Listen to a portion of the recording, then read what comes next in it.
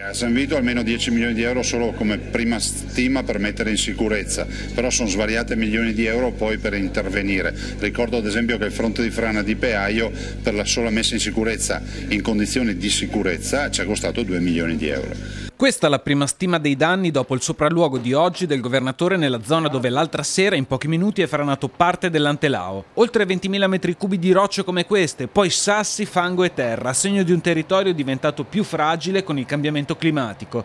È solo l'ultimo dei tanti episodi che hanno colpito il Veneto. D'estate voglio sempre ricordare i cittadini che poi arriva l'autunno, arrivano le piogge. Come in primavera ricordo i cittadini che arrivano le trombe d'aria d'estate. Perché? Perché purtroppo questi sono fenomeni ai quali ormai ci siamo abituati.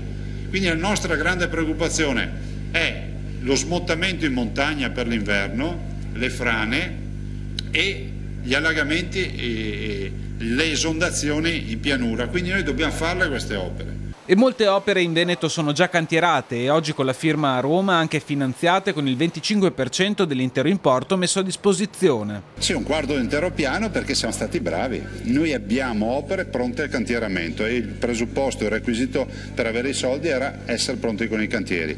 Vuol dire che abbiamo lavorato bene in questi 5 anni e quindi i nostri cantieri sono i migliori. Governatore che guarda al futuro del Veneto con una legge regionale già chiamata Zero Cemento. Questa è una legge che andremo a approvare per fine estate, consumo del territorio zero, è stata una delle prerogative della campagna elettorale. Cosa vuol dire? Non vuol dire che i cittadini non possono più costruire, costruiranno andando a recuperare i metri cubi necessari da chi ha case vecchie che verranno demolite.